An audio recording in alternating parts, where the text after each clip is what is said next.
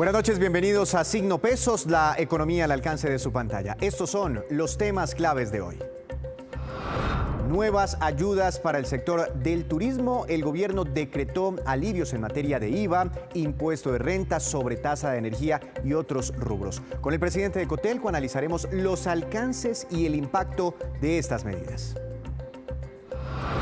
Cancelación unilateral de contratos. Esa es la nueva opción que le entrega el gobierno a los inquilinos de locales comerciales en sectores que aún siguen cerrados. Les contaremos cuáles son esos sectores y cuáles son las reglas para acceder a esta opción.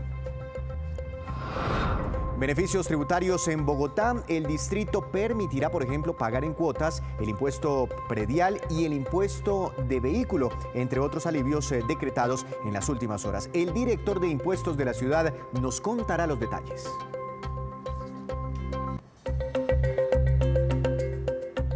Y comenzamos con el nuevo paquete de alivios que el gobierno expidió al amparo de la emergencia económica para el sector del turismo, que es uno de los más perjudicados desde que comenzó la pandemia. Veamos los principales puntos destacados por el propio ministro de Comercio, José Manuel Restrepo. Yo creo que aquí ya hay una primera decisión de 5 grandes cosas. La primera de ellas, la exención del IVA, sí, hasta diciembre, para todos los servicios turísticos y hoteleros. Eso es realmente una novedad de apoyo a ese primer proceso de reactivación de este sector. Lo segundo, se suspende temporalmente la sobretasa a la energía. Ha sido una solicitud recurrente del sector hotelero. La eliminación del anticipo en renta también para el sector del turismo, incluyendo alojamientos, agencias de viajes. También tomamos la decisión de aplazar la contribución para fiscal en turismo, que es otro instrumento para favorecer la caja de este sector. Y en el curso de la próxima semana tendremos un crédito que tenga más plazo y más gracia para favorecer el sector hotelero. Luego vamos por etapas. Esta es una primera etapa de apoyo al sector hotelero. Hay un requisito sine qua non para la reactivación del sector del turismo, que es la reactivación del transporte terrestre y el transporte aéreo nacional. Para lograr eso, ya dimos un paso muy importante, y es que se arrancó la construcción de los protocolos de bioseguridad sobre este tema de transporte terrestre y de transporte aéreo.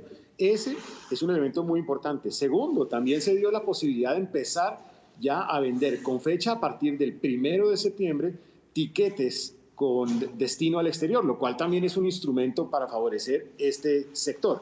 Entonces yo creo que vamos a ir haciendo este proceso de reactivación de forma gradual, ordenada y progresiva para facilitar justamente la reactivación del mismo.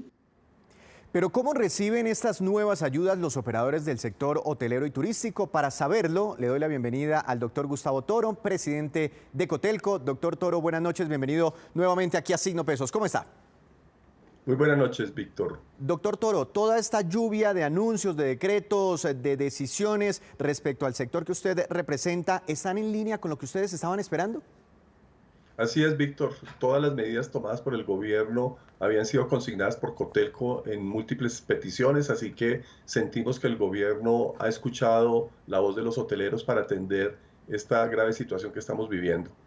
Doctor Toro, hablemos un poco del IVA. A mí me sucede y a muchas personas, uno a veces adquiere un servicio turístico, pero no sabe si al final está pagando algún impuesto, algún tributo, etcétera. ¿Qué cosas del sector turístico tienen IVA y eventualmente con esta medida adoptada por el gobierno nacional, todos esos servicios podrían disminuir de precio? Bueno, digamos, paquetes turísticos comprados a las agencias de viajes. En el caso nuestro, alojamiento. Supongo, porque el ministro no fue muy explícito, temas relacionados con parques de diversiones que pudieran tener IVA. En fin, digamos, todos los productos que ofrecen los prestadores de servicios turísticos estarían excluidos de IVA. ¿Y a ustedes qué les han dicho? Porque, listo, los hoteles estarían listos, pero si no hay transporte terrestre ni transporte aéreo, ¿cómo llegan las personas a disfrutar de los centros vacacionales y de los hoteles? ¿Qué les han dicho al respecto? Bueno, Víctor, tuvimos una reunión con el presidente de la República y con la ministra de Transporte y quedó claro que el gobierno está en disposición de iniciar una apertura progresiva de los vuelos nacionales a través de unos pilotos, pero por supuesto se requiere el concurso de los alcaldes. Así que estamos trabajando para ver de qué manera logramos iniciar estos pilotos. Incluso el presidente manifestó que estarían dispuestos a iniciar desde ya, es decir, estamos sujetos a que los alcaldes quieran para poder empezar vuelos nacionales muy restringidos, por supuesto, como lo acabo de señalar, en unos pilotos regionales que se vayan ampliando en el mes de julio y que tal vez en agosto pudiéramos tener una mediana normalidad del transporte aéreo. Esto es fundamental, como lo señaló el ministro y como usted mismo lo ha indicado, para el funcionamiento del sector turístico. Turismo sin transporte, pues es imposible concebirlo hoy en día. Otra cosa que le quería preguntar, doctor Toro, que dentro de la estructura de costos de la hotelería, ¿qué tanto pesa el servicio de la energía? Y bueno, esta medida en ese sentido, ¿cómo les alivia a ustedes la caja? Pues pesa entre el 6 y el 10% de los costos operacionales, es un costo importante, sobre todo en tierra caliente. La costa, la energía pesa muchísimo en la estructura de costos, así que es un alivio importante. Esperamos después extenderlo hacia adelante, pero por ahora el alivio de 6 meses es importante. Ahora necesitamos los huéspedes para poder prender nuestros aires acondicionados, nuestras neveras y poner en operación nuestros hoteles. Y bueno, ¿qué estrategias vienen por parte de ustedes para reactivar esa demanda, para animar a los huéspedes? Un tema muy importante que estamos trabajando, Víctor, es un sello de bioseguridad de Cotelco que respalde y que le dé una tranquilidad a los huéspedes, porque usted entenderá que muchas personas, una vez que el sector se reactive, van a estar temerosas de llegar a los hoteles. Así que Cotelco ha creado su sello Cotelco Juntos contra el COVID para respaldar a aquellos hoteles que han incorporado de manera muy importante y estricta sus protocolos de bioseguridad. Hemos trabajado con el gobierno en esos protocolos, así que el mensaje de tranquilidad es fundamental para que el sector se reactive. Entiendo, doctor Toro, pero ¿cómo me puedo imaginar, digamos, eventualmente ustedes puedan ya empezar a operar con mayor normalidad a partir del mes de septiembre, de octubre? ¿Cómo me puedo imaginar entonces la vida dentro de un gran hotel, de un centro vacacional, en el restaurante, los distanciamientos, en la piscina, por ejemplo? Bueno, precisamente los protocolos establecen unos lineamientos para distribuir y para generar unos aforos en los hoteles. Por ejemplo, en el caso de los comedores, usted sabe que tenemos que tener una distancia de 2 metros, así que obviamente los hoteleros tendremos que hacer una redistribución de las mesas y de la infraestructura para poder atender a nuestros huéspedes, y por eso nuestro sello habla de Juntos contra el COVID, porque el huésped cuando se registre seguramente tendrá que tomar la decisión de una hora de desayuno específica, porque no podrán bajar ya todos al mismo tiempo a desayunar. Así que tendrá que inscribirse a una hora y eso generalmente produce molestias, ¿no? Los huéspedes quisieran llegar a las 7:30, poco antes de empezar su labor, pero no va a ser posible porque el aforo del restaurante estará limitado para poder cumplir con los protocolos de bioseguridad. Ese es un ejemplo claro de cómo tenemos que adaptar los procesos y procedimientos dentro de los hoteles para poder cumplir con las normas y, por supuesto, darle tranquilidad a los huéspedes de que hemos minimizado las posibilidades de contagio en nuestras instalaciones. El gobierno también anunció para ustedes una nueva línea de crédito o unos nuevos créditos, digamos, con beneficios distintos a los que ya se habían anunciado. ¿Cómo reciben ustedes este anuncio y creen que servirá para reactivar el sector y para salir adelante? Este era un clamor de la hotelería, Víctor. Le quiero decir que la liquidez es fundamental, estamos agónicos, la hotelería está agonizando y por supuesto la línea de crédito, como la anunció el ministro, no conocemos porque el ministro indicó que solamente hasta la semana entrante estará listo el decreto. Esta línea de crédito es fundamental, esperamos, como lo señaló el ministro, que responda a las características de nuestro sector, es decir, un mayor plazo. Y por supuesto nosotros hemos solicitado un periodo muerto, es decir, un tiempo en que no paguemos ni intereses ni capital, porque usted entenderá que la hotelería empezará a reactivarse de manera muy lenta. Así que si tenemos un periodo de gracia de 6 meses, pues imagínese usted, es empezar a pagar intereses desde el primer mes, no tenemos cómo pagar esos intereses, así que necesitamos un plazo para poder ir recuperando la marcha y una vez estemos más estabilizados poder pagar las obligaciones financieras. Así que estamos esperando con mucha expectativa los anuncios sobre cómo será esa línea de crédito a través de qué mecanismos serán otorgados y por supuesto cuáles serán las condiciones del mismo. Doctor Toro, una última pregunta. Sin duda, antes de la pandemia, el sector turístico era uno de los protagonistas dentro de la economía. A través de ese sector llegaban importantes divisas a nuestro país, empleo, etcétera. La ocupación hotelera era histórica, por encima del 50%. ¿Usted nos puede indicar en este momento cómo está la ocupación hotelera y qué expectativas tienen frente a este indicador y recuperación de puestos de trabajo con todas estas medidas de aquí hacia adelante? La ocupación hotelera en mayo cerró en el 2.5%, Víctor, después de haber cerrado el año pasado en el 57%. Hoy prácticamente toda la hotelería del país está cerrada. Tenemos algunos establecimientos operando que tienen médicos, personal médico, algunas personas en cuarentena, pero en general toda la hotelería del país está cerrada y por supuesto eso significa no recibir unos ingresos para poder atender esa operación. Así que los alivios son muy importantes, pero es importante tener huéspedes y por eso nuestra solicitud al gobierno es trabajar de manera coordinada para que volvamos a tener transporte aéreo y terrestre y de esa manera reactivar un poco la llegada de turistas a nuestros establecimientos. Estamos calculando, siendo un poco optimistas, que podríamos cerrar el año con una ocupación cercana al 30%, que en la medida en que se vaya extendiendo la medida, pues irá bajando la posibilidad de llegar a ese nivel de ocupación. Doctor Toro, muchas gracias por estas expectativas y por su visión sobre el sector turístico de nuestro país. Muchísimas gracias, Víctor. Un saludo a usted y a todos los que lo siguen. Un feliz fin de semana para usted. Para mitigar los problemas de miles de inquilinos de locales comerciales cuyos negocios siguen cerrados, el gobierno abrió la puerta también para que puedan cancelar unilateralmente esos contratos. Veamos. El nuevo decreto beneficia a los inquilinos de locales comerciales que desde el 1 de junio siguen sin posibilidad de reabrir al público, como ocurre con bares, discotecas, billares, casinos, bingos, terminales de juego, gimnasios, piscinas, spa, saunas, turcos, balnearios, canchas deportivas y otros. Estamos viendo es que hay unos sectores específicos que necesitan un acompañamiento mayor porque como resultado de las normas de orden público van a tener seguramente reapertura más adelante. Aunque el gobierno sigue promoviendo que se busque primero un acuerdo entre las partes, la nueva salida que da este nuevo decreto es que estos arrendatarios podrán terminar de manera unilateral el contrato del local. Eso sí establece que en este caso deberá pagarle al dueño del inmueble una parte de la penalidad que se había acordado como sanción por incumplimiento del contrato. Y sobre la base de que se pague la tercera parte de la penalidad que se tenía inicialmente pactada. Es un instrumento para favorecer a esos sectores, pero respetando los acuerdos y la cultura de pago que ya se habían formulado. Además de eso, no existirá ninguna otra penalidad, multa o indemnización. Además, el decreto deja claro que para que el arrendatario pueda terminar unilateralmente el contrato, deberá estar al día con el pago de los cánones de arrendamiento y los servicios públicos causados, así como las demás obligaciones pecuniarias a su cargo hasta la fecha de terminación del contrato. La dueña de este bar ubicado en el occidente de Bogotá se mostró no muy de acuerdo con la medida. No estamos de acuerdo porque, o sea, ¿cómo vamos a entregar todo lo que hemos invertido? En los locales, por lo menos yo acá, todo lo que hicimos, arreglos, electricidad, todo eso, todo se va a ir, o sea, y entregarle el local y pagar, no es justo.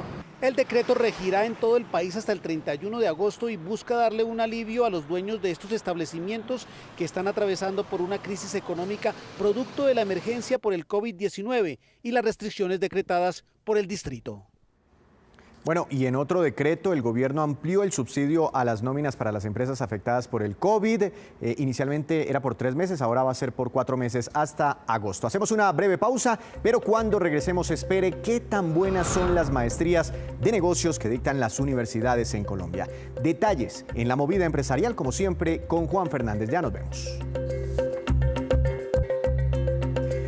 Gracias por continuar con nosotros en Signo Pesos. El Distrito Capital decretó alivios en materia tributaria para los contribuyentes en la capital de la República. Preste atención para verlo, para conocer los detalles. Saludo al doctor Orlando Balbuena, director de impuestos de la capital de la República. Además, porque muchas de estas cosas se están replicando otras ciudades del país, otros municipios. Doctor Balbuena, bienvenido a Signo Pesos. ¿Cómo está usted? Muchas gracias por la invitación y estamos acá dispuestos a resolver y a comunicarles estos beneficios para aliviar la carga de los contribuyentes en Bogotá. ¿Por qué no arrancamos, doctor Balbuena, por el predial? ¿Qué beneficios hay en esta materia, en el impuesto predial? Bueno, nosotros en predial, acuérdense que ya hemos venido aplazando el vencimiento, entonces acá recordarle a los contribuyentes las nuevas fechas. Para acceder con el 10% de descuento en el predial, la fecha es el 14 de agosto de este año y sin descuento vence el 11 de septiembre. Importante, digamos, que los contribuyentes tengan en cuenta esta fecha y si pueden acceder, el 10% es uno de los beneficios que le damos para que se pongan al día. La medida adicional que estamos anunciando el día de hoy a través de la alcaldesa es la posibilidad de pagar el predial, no solamente para aquellos predios residenciales, sino no residenciales. Es decir, si usted es contribuyente y tiene predios, si es propietario de predios comerciales, industriales, financieros, bodegas, dotacionales públicas o privadas, o incluso lotes, en este momento puede acceder al beneficio de pagar su impuesto predial del año 2020 en 4 cuotas iguales sin intereses. En materia de valorización, ¿hay medidas? Sí, señor, también el director del IDU esta mañana anunció, es una medida también de diferir el pago de las cuotas de la valorización en la ciudad. ¿Y diferirlo en cuántas cuotas o cómo sería? Está diferido en 12 cuotas. En 12 cuotas. También le quiero preguntar por los que pagan el impuesto vehicular, motocicletas y automóviles. ¿Cuáles son las medidas al respecto? Claro que sí, acá tenemos una medida que es excepcional. Nunca en Bogotá habíamos podido diferir el impuesto sobre vehículos automotores. El gobierno nacional, a través de la expedición del decreto 678 de este pasado 20 de mayo, dio la opción, una facultad a los alcaldes y gobernadores de diferir el pago de sus rentas, entre estas aquellas que son cedidas, como el caso del impuesto de vehículos, que es una renta nacional cedida al Distrito Capital. Entonces, ¿qué estamos anunciando? La posibilidad de los contribuyentes que sean propietarios de cualquier tipo de vehículos, ya sean particulares o públicos, incluso las motocicletas, para que difieran en 4 cuotas iguales, sin intereses, el valor del impuesto. Estas 4 cuotas son así. La primera cuota, porque la primera opción es de decirnos que van a optar por este sistema. Para ellos tienen que hacer una declaración en nuestra oficina virtual y el plazo vence este 24 de julio para manifestar para acceder a este beneficio. Y las 4 cuotas quedan de la siguiente manera. Primera cuota el 28 de agosto, segunda cuota el próximo 2 de octubre, tercera cuota el 6 de noviembre y la última cuota para pagar el impuesto sería el 18 de diciembre y poder quedar al día con su obligación del año gravable de 2020 porque solamente aplica para este año. Pero eso es muy importante porque generalmente la gente con el impuesto vehicular debe pagarlo de una sola tacada siempre. Y doctor Balbuena, ¿qué pasa con esas personas que de pronto no se han visto afectadas, que sus ingresos no han disminuido y que podrían fácilmente pagar en las fechas inicialmente programadas para predial y para vehículos? ¿Cuál es el llamado que ustedes hacen? Claro que sí, acá la invitación es para aquellos contribuyentes que sabemos que sus ingresos posiblemente también se han visto incrementados producto de las actividades o aquellos que ya han entrado en la vida productiva. Es importante pues decirles y recomendarles que como tienen los ingresos suficientes, pues que nos paguen ya sea accediendo al 10%, que es un beneficio que también pueden optar ellos, pero si ya tienen los ingresos suficientes, lo pueden hacer desde ya. Y eso ayuda y es un instrumento, digamos, que nos permite financiar todos los gastos que estamos asumiendo para el control de la pandemia. Entonces, acá la invitación es solidaridad con la ciudad a través del pago oportuno de estos impuestos para aquellas personas que no han perdido o que tienen su ingreso estable o para aquellos hogares también que tienen un ingreso estable y tienen un sueldo definido y las empresas que, como les digo, pues han tenido o han permanecido abiertas también la oportunidad para que contribuyan con el financiamiento de la ciudad. Entonces la invitación es, sí, necesitamos los ingresos y si tienen la forma, digamos, de hacerlo, aprovechen las fechas. El impuesto de vehículo vence el 3 de julio con el 10%, el impuesto predial el 14 de agosto con el 10%. Entonces la invitación es para que lo hagan y como un gesto, como digo, de solidaridad con todos los bogotanos. Bueno, eso es para los que están bien financieramente, pero hay otros que están muy golpeados, doctor Balbuena, por toda esta crisis económica y entraron en mora. Para ellos, ¿cuáles son los beneficios? Pues mire, el gobierno nacional con la expedición de este decreto tiene un tratamiento que nunca se había visto, es una medida pues excepcional para una pandemia como esta. Sabemos las dificultades que tienen los contribuyentes, también los morosos, no solamente los que van a ser cumplidos, y este paquete de medidas tiene unas rebajas muy importantes. Si los contribuyentes morosos, no solamente morosos en términos de cartera vencida, sino aquellos que tengan procesos abiertos con la administración, es decir, aquellos omisos, inexactos, que tengan procesos de fiscalización y los quieran terminar, o quieran terminar los procesos de cobro coactivo o persuasivo, lo pueden hacer. Las medidas son muy beneficiosas para aquellos contribuyentes que lo hagan antes del 31 de octubre de este año. Tienen que pagar solamente el 80% del capital y se van a ver reducidos los intereses y las sanciones a 0 pesos, es decir, 0 intereses, 0 sanciones y una reducción del 20% del capital. Si no lo pueden hacer al 31 de octubre, pues hay otro plazo después del 31 de octubre y hasta el 31 de diciembre deben pagar solamente el 90% del capital, sin intereses y sin sanción, es decir, un descuento del 10% en el capital. Y si no lo pueden hacer porque todavía no tienen los ingresos o la situación no se les ha presentado todavía, tenemos un plazo adicional. Desde el 31 de diciembre hasta el 31 de mayo del 2021, pagando el 100% del capital, se le rebaja 0% la sanción y 0% los intereses. De verdad que esta es una medida que busca precisamente también cerrar esos procesos, que las personas puedan cerrar sus procesos de cobro coactivo, terminar con los embargos, ponerse al día. La medida busca, digamos, es aplicable a cualquier vigencia, a cualquier impuesto en Bogotá. No necesariamente es la deuda total. Si usted puede cerrar procesos por años vencidos, también lo puede hacer. Aplica también para multas y para sanciones. Es una medida bastante amplia y que queremos que la mayoría de los contribuyentes que están en este estado pues puedan acceder y ponerse también al día por estos conceptos que son vigencias diferentes al año 2020. Doctor Balbuena, una última pregunta muy rápida. Yo sé que de pronto usted tiene la cifra. Ayer decía la DIAN, hablando del gobierno nacional, que va a tener, por todos estos temas, aplazamientos de impuestos, en fin, parálisis de la economía, una disminución en el recaudo de impuestos de 24 billones de pesos sobre una meta de 160 billones de pesos. ¿Ustedes ya tienen calculado lo de ustedes? Estamos esperando también una caída, sobre todo por el impuesto de industria y comercio, y los ingresos se pueden ver disminuidos en la ciudad, cerca de 1 billón de pesos.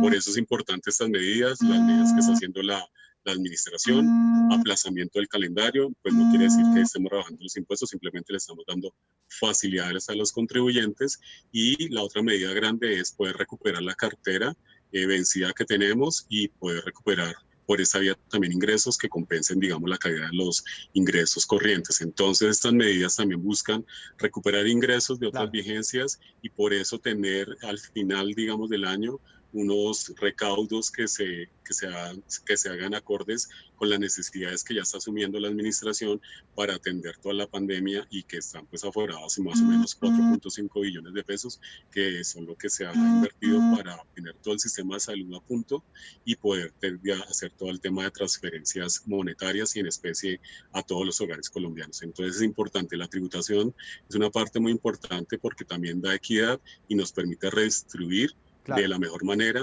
los ingresos para aquellas familias y empresas que están en una situación muy difícil y que los entendemos, y por eso estas medidas, aplazamiento más rebaja en capital e intereses, creemos que les puede ayudar a todos los contribuyentes de Bogotá. Doctor Balbuena, una feliz noche, muchas gracias.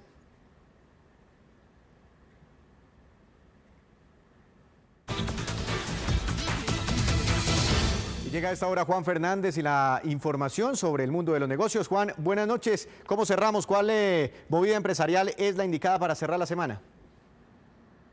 Víctor, sí, buenas noches. Hoy voy a hablarle de los programas de MBA o maestrías en negocios de las escuelas de administración de empresas y negocios de las universidades y ese escalafón para América Latina que está publicando la revista América Economía, que es el de más trayectoria en la región.